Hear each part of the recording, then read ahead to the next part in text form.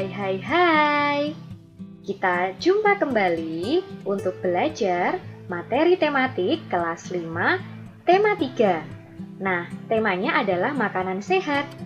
Oke, sekarang kita akan mulai dari muatan pembelajaran PPKN.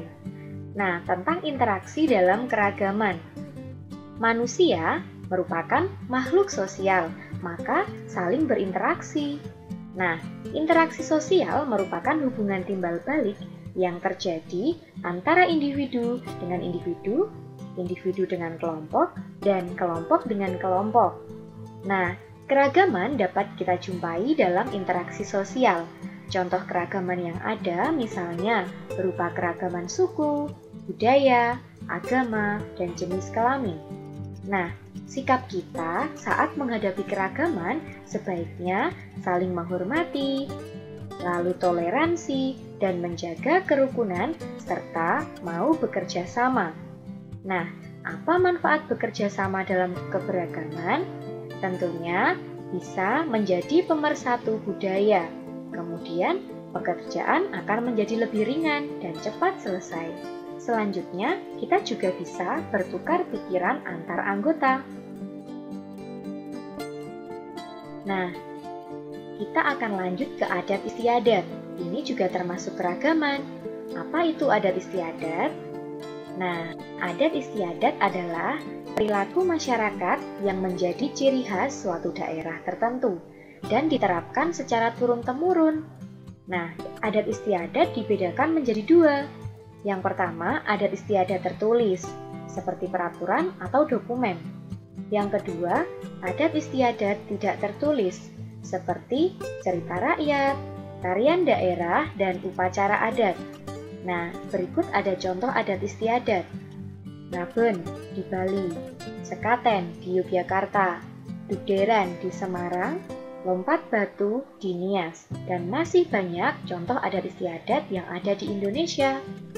Nah, keragaman tersebut menjadikan Indonesia semakin kaya. Nah, bisa semakin kaya karena ada keberagaman suku, budaya, adat istiadat, dan agama. Nah, manfaat keberagaman bagi bangsa Indonesia yaitu menumbuhkan sifat nasionalisme, kemudian bisa menjadi identitas bangsa di dunia internasional, menjadi alat pemersatu bangsa, sebagai ikon pariwisata, dan memupuk sikap toleransi. Nah, keragaman juga dapat kita jumpai, misalnya dalam organisasi. Organisasi itu adalah pola hubungan antar individu atau anggota yang memiliki tujuan yang sama. Nah, tujuannya ini karena didasari dengan semangat kebersamaan. Nah, di Indonesia juga mempunyai semboyan sebagai pemersatu keragaman, yaitu Bhinneka Tunggal Ika.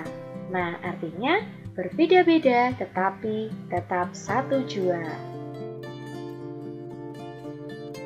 Selanjutnya kita ke muatan bahasa Indonesia ya. Materinya adalah tentang iklan. Iklan merupakan suatu pesan tentang keunggulan suatu produk atau jasa yang dibuat seseorang atau perusahaan dan ditujukan kepada masyarakat. Nah, berdasar jenis medianya, iklan dibedakan menjadi iklan media cetak dan iklan media elektronik. Nah, dalam iklan kita biasa menemukan kata kunci. Kata kunci adalah kata-kata inti pada iklan. Contoh kata kunci, misalnya pada iklan pariwisata, menggunakan kata kunci seperti tujuan wisata, harga murah, fasilitas bagus. Kemudian pada produk makanan, kita biasa menemukan kata kunci seperti sehat, enak, murah. Kemudian untuk kata kunci pada produk obat menggunakan kata ampuh, tanpa rasa kantuk, terbuat dari bahan alami.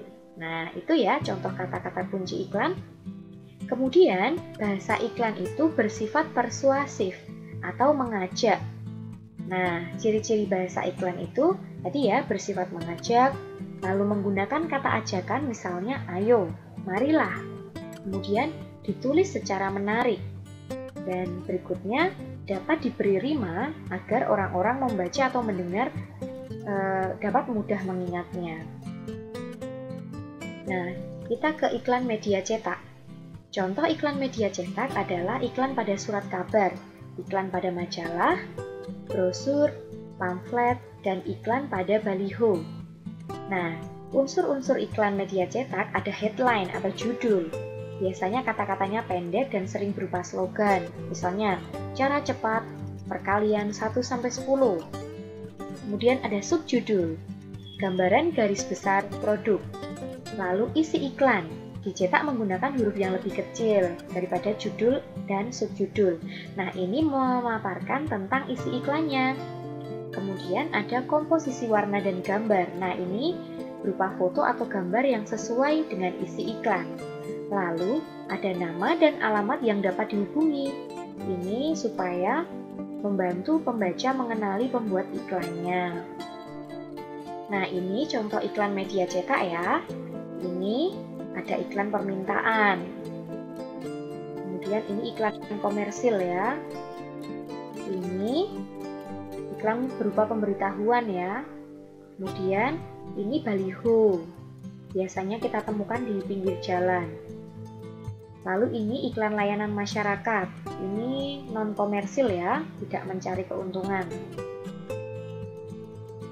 Selanjutnya, kita ke iklan media elektronik. Contohnya iklan pada radio, televisi, dan internet. Ciri-cirinya adalah disampaikan dalam waktu yang singkat. Bahasanya formal atau non-formal, menggunakan bahasa yang singkat, kalimat yang singkat dan padat, lalu intonasinya tepat. Gaya bahasa mudah dipahami dan tentunya persuasif. Kemudian, terdapat musik pengiring, ini supaya lebih menarik. Lalu disampaikan secara elektronik dalam bentuk audio, iklan yang dapat didengar ya, misalnya iklan pada radio, lalu video dan audio. Nah, iklan yang dapat dilihat dan didengar, misalnya kita temui iklan di televisi atau iklan di YouTube. Nah, itu contoh iklan media elektronik. Selanjutnya kita ke muatan IPA tentang sistem pencernaan pada hewan dan manusia. Kita ke organ pencernaan hewan dan fungsinya dulu ya. Nah, ini adalah serangga. Untuk sistem pencernaan pada serangga dimulai dari mulut, esofagus atau kerongkongan ya, lalu ke tembolok. Tembolok ini untuk menyimpan makanan sementara. Lalu menuju ke empedal. Selanjutnya ke lambung. Selanjutnya ke usus dan yang terakhir adalah anus. Nah, di lambung ini dicerna oleh enzim ya. Lalu di usus diserap. Itu sistem pencernaan serangga. Selanjutnya, sistem pencernaan pada hewan memamah biak atau hewan ruminansia. Nah, contoh hewan ruminansia adalah sapi, kambing, kerbau, rusa, jerapah, dan kuda. Nah, untuk hewan ruminansia ini ada 4 bagian perut. Ada yang namanya retikulum, abomasum, omasum, dan rumen. Nah, urutannya adalah makanan dari mulut sudah dikunyah, kemudian masuk ke rumen melalui kerongkongan, kemudian dicerna, disimpan sementara di rumen, lalu saat beristirahat makanan kembali dikunyah di mulut, kemudian masuk ke retikulum. Nah, ini untuk proses fermentasi menyaring dari benda-benda asing. Selanjutnya akan masuk ke omasum. Ini dibantu dengan enzim. Lalu kemudian dibawa ke abomasum. Nah, ini dibantu pencernaannya menggunakan enzim pepsin, lalu diserap di usus halus. Kemudian dibuang melalui anus. Itu ya. Selanjutnya kita ke sistem pencernaan pada ikan. Nah, dimulai dari mulut, kerongkongan, kemudian lambung, usus, dan yang terakhir adalah anus. Selanjutnya, sistem pencernaan pada katak dan reptilia. Mulai dari mulut, kerongkongan, lambung, lalu usus halus dan usus besar ya. Kemudian yang terakhir adalah kloaka ya, bukan anus. Ini berbeda ya. Selanjutnya, sistem pencernaan pada burung. Dimulai dari mulut, kerongkongan, tembolok, ini juga untuk menyimpan makanan sementara. Selanjutnya ke lambung, ke empedal, usus, dan yang terakhir ini juga kloaka, sama seperti pada reptil tadi ya. Selanjutnya, sistem pencernaan pada mamalia, yaitu mulut, kerongkongan, lambung, lalu ke usus halus, lalu usus besar, dan anus. Nah, sekarang kita ke sistem pencernaan manusia. Jadi, proses pencernaan itu menghancurkan makanan menjadi zat makanan yang dapat diserap oleh tubuh. Nah, proses pencernaan dibedakan menjadi dua, yaitu secara mekanik yang terjadi di mulut dan kerongkongan. Selanjutnya, ada proses pencernaan kimiawi yang menggunakan enzim. Jadi yang mekanik ini tidak menggunakan enzim ya, yang kimiawi menggunakan enzim. Nah, yang kimiawi terjadi di rongga mulut, di lambung, dan di usus. Nah, selain itu kita juga akan belajar tentang bagian-bagian lidah dan fungsinya. Nah, ada bagian lidah yang peka terhadap rasa-rasa tertentu. Nah, ini ya keterangannya. Kemudian untuk jenis gigi ada gigi taring, gigi kacip atau gigi seri ya, lalu gigi geraham. Selanjutnya kita ke organ pencernaan pada manusia dan fungsinya. Dimulai dari mulut. Nah, di bagian ini ada gigi yang berguna untuk menghancurkan makanan, lalu lidah membantu mengatur letak makanan, serta membantu menelan dan mengecap rasa, lalu air liur menghasilkan enzim amilase.